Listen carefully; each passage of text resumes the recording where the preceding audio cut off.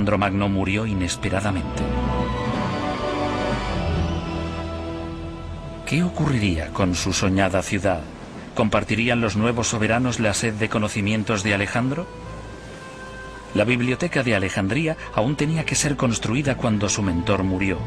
¿La contemplaría el mundo alguna vez?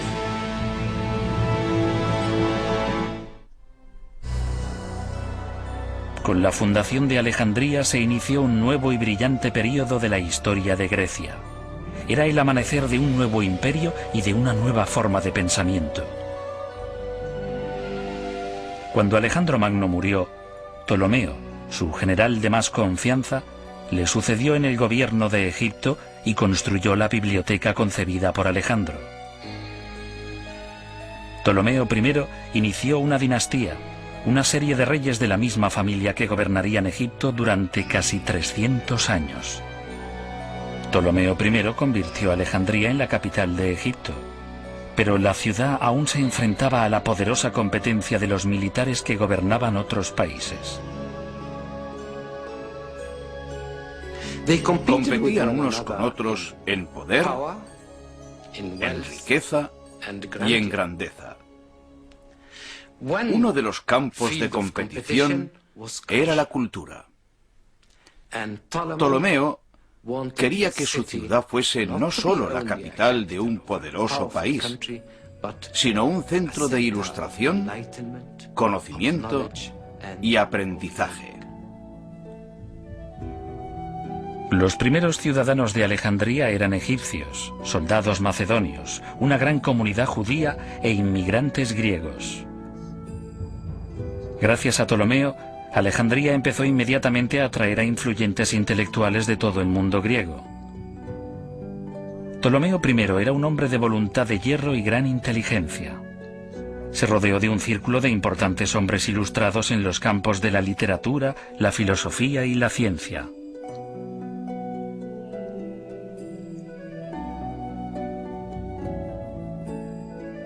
El arquitecto Demetrio de Falero asistió a Ptolomeo en el diseño de los planos del nuevo centro. Ladrillos, templos caídos y esfinges semidestruidas son lo único que queda de esta institución. Se cree que el Serapeo, la biblioteca hija, fue construido más hacia el interior que la biblioteca principal y el museo. ¿Dónde estaba situada la parte principal de la biblioteca? La biblioteca de Alejandría nos plantea hoy más preguntas que respuestas. Una de las cosas importantes de la biblioteca de Alejandría es dónde estaba situada, y nadie está seguro de ello. Creemos que estaba a la orilla del agua, y que esto explicaría dónde se encuentra ahora, bajo el agua. Tampoco sabemos cómo era. No hay documentos coetáneos que proporcionen realmente una descripción de la biblioteca, así que nos preguntamos de verdad cómo era. ¿Tenía 2 pisos? ¿Tenía 3 pisos? ¿Era oscura o tenía una buena iluminación? Hay muchas cosas que no sabemos sobre la biblioteca. La biblioteca principal estaba construida probablemente cerca del puerto, en el barrio griego real de Alejandría. Se cree que estaba dentro o cerca del palacio llamado Bruchión o museo. Los estudios que se desarrollaban allí eran costeados por la Casa Real. Muchos sabios locales recibían un sueldo del rey. Los ptolomeos estaban lógicamente orgullosos de su biblioteca. Había un fuerte sentido del deber por parte de los ptolomeos hacia el fomento del aprendizaje, lo que es muy destacable en cierta forma. Siempre lo es, ya que sus preocupaciones reales eran el poder, la seguridad de la dinastía y los problemas de Egipto, que eran enormes. Una de las cosas que hizo Ptolomeo fue coleccionar libros, algo muy propio de los griegos, coleccionar tantos libros como fuera posible, y él lo hizo con creces. Los visitantes llegaban con sus versiones de famosos textos literarios antiguos. Algunas veces se enviaba a agentes al extranjero para conseguir nuevas obras. A veces se donaban manuscritos a la biblioteca. Incluso la biblioteca de Aristóteles fue legada a la biblioteca de Alejandría. Se nos ha contado también que existía una ley por la que cualquier viajero que entraba en el país, en el puerto de Alejandría, era registrado en busca de libros. No en busca de drogas, sino de libros. Y si se encontraba un libro, este era llevado a la biblioteca. Si no había allí una copia de él, era confiscado y el viajero compensado. Así que hicieron cosas extraordinarias para adquirir libros. Pero el método normal para adquirir libros era desde luego comprarlos. Y había mercados y mercados de libros.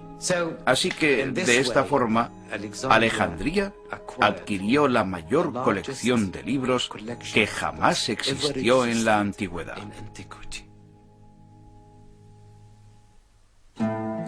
¿Cuántos manuscritos contenía la biblioteca de Alejandría? El objetivo de Ptolomeo era conseguir toda obra escrita existente en el mundo griego y más allá. Se decía que solo la colección secundaria situada en el Serapeo contenía más de 300.000 libros. Pero con el paso del tiempo, la colección creció todavía más. No sabemos cuántos libros había. Las autoridades en la materia dicen que alrededor de 400 a 500.000, lo que supondría una biblioteca increíblemente grande según todos los estándares. Pero el recuento de libros es una ciencia muy inexacta. En la biblioteca de Alejandría los manuscritos no solo eran almacenados. Eran utilizados como fuentes de investigación y de referencia para los nuevos estudiosos. Y los libros más valiosos eran copiados por escribas locales e intercambiados por libros de otras partes del mundo antiguo. Algunas de las obras más importantes de la historia se habrían perdido para siempre de no haber sido copiadas en Alejandría. Lo más importante de la biblioteca y del Museo de Alejandría es que hacían lo que una gran biblioteca hace, difundían el conocimiento. Cuando entras en una biblioteca y coges un libro, estás realizando una de las grandes funciones culturales básicas y la biblioteca está cumpliendo su misión. Cada obra debía ser catalogada, posiblemente referenciada y colocada en su lugar. Los bibliotecarios debían ser capaces de encontrar los libros fácilmente y nuevas obras entraban constantemente a raudales.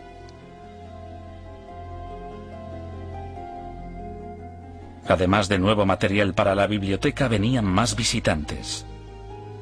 Alejandría atraía a los estudiosos y su presencia aumentaba su reputación como el centro más importante del aprendizaje y el conocimiento de la época. El anatomista Herófilo abrió una escuela de medicina en el Bruchión. Antes de Alejandría, los médicos utilizaban a animales para la investigación de la anatomía humana. Se rumoreaba que, mucho antes de que se realizasen operaciones con anestesia, los científicos de Alejandría operaban directamente a personas vivas. No existen pruebas de ello, pero Herófilo fue uno de los primeros en realizar reconocimientos médicos de cadáveres humanos. Por tradición, los griegos tenían prohibido realizar disecciones, estaba prohibido realizar incisiones en cuerpos humanos. Para los griegos era casi un sacrilegio. Pero en suelo egipcio existía la tradición de los embalsamadores egipcios, que durante 3000 años habían estado diseccionando cuerpos. Así que en la escuela de medicina de Alejandría, por primera vez, los médicos pudieron hacer prácticas en cadáveres humanos. Y en Grecia, en Atenas, por ejemplo, había médicos que decían: ojalá hubiese estudiado en Alejandría, porque allí se pueden realizar disecciones humanas. Así que en la biblioteca de Alejandría había, en cierto sentido, más libertad que en cualquier otro lugar, y especialmente en la escuela de medicina, y esta era una de sus características más importantes. Además de la literatura y la medicina, la investigación en Alejandría bajo el auspicio de los Ptolomeos favoreció el estudio de las matemáticas. El fundador de la geometría, Euclides, vivió en Alejandría y publicó un libro de texto que reemplazó todos los anteriores. También abrió una escuela. La geometría estudiada en la escuela primaria es desde luego la de la biblioteca de Alejandría. Euclides explicaría los resultados de los teoremas básicos que otros habían creado y hoy todavía se puede ver en cualquier libro de introducción a la geometría el nombre de uno de los hombres que trabajó y estudió en la biblioteca. Poco se sabe sobre la vida personal de Euclides, pero existe una leyenda. Cuando Euclides mostró su nueva obra al rey Ptolomeo, el rey le preguntó si había algún camino fácil hacia el conocimiento. La respuesta de Euclides fue: no hay caminos reales hacia la geometría.